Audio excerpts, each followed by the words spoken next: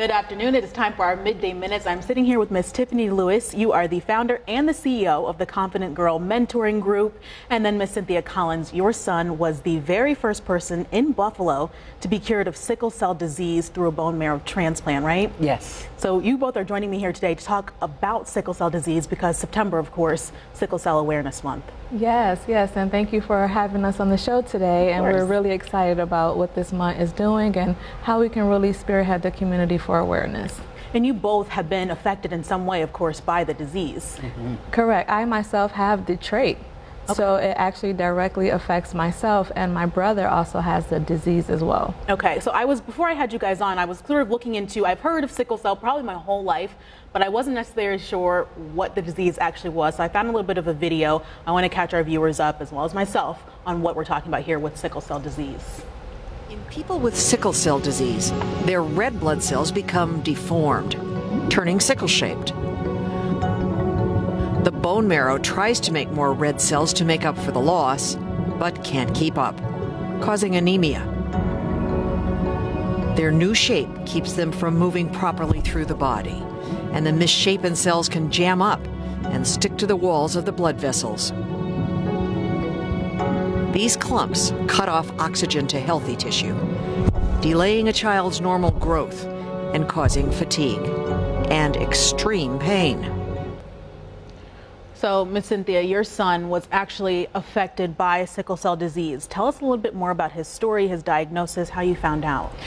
When Josh was born, I have 9 children. Josh is number 6. And my husband and I both have sickle trait. After he was born, he had newborn screening. So after 2 weeks after his birth, I received a phone call saying that he had tested positive for sickle cell disease through the newborn screening.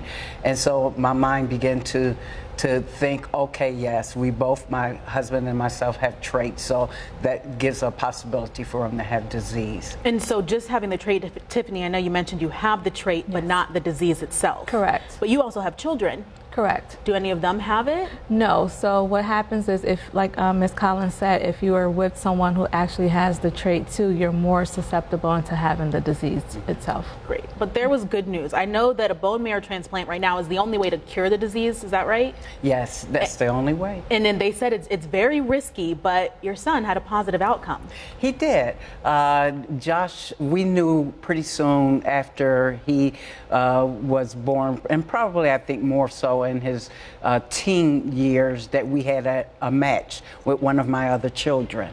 Wow. So we had a positive match.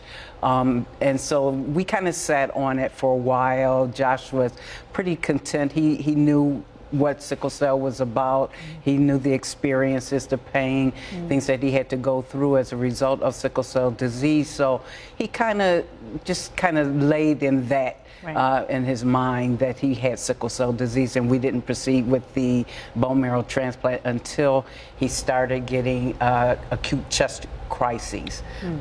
And that forced us to then make a decision because it became really life-threatening for him. And I went and looked up from the Centers for Disease Control and Prevention. They have some statistics about sickle cell disease. I want to see if we can pull them up here on the screen, because it says it affects over 100,000 Americans, yes, but 1 out of every 365 people are Black. And those people have less access to comprehensive care teams. But look at this last point here. It says medical expenses can average between $11,000 to $14,000 a year.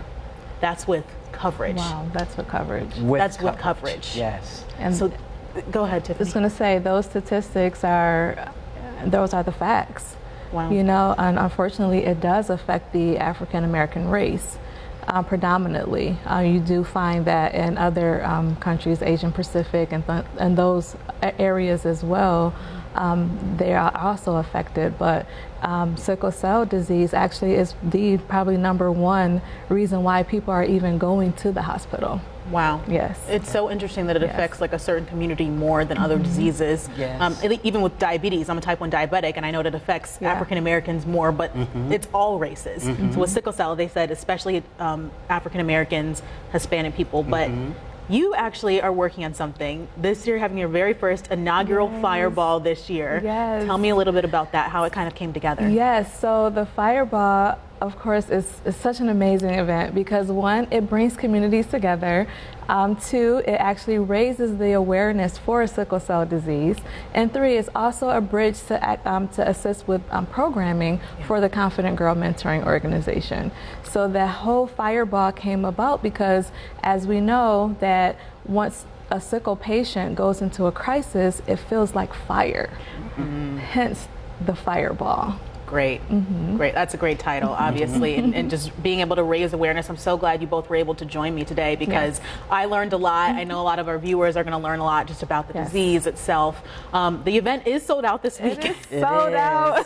Which is fantastic. I got my ticket. If you didn't, I apologize. I know it's sold out. Congratulations. We're so excited to be there. Hopefully I'll be able to come in, get a few shots, and let you guys know next week how that all went. I'll post more information about the Confident Girl Mentoring Program, more information about your son and your stories on our website. But thank you both for joining me today. Thank you for having us. All right. Thank you so much. Those are your Midday Minutes.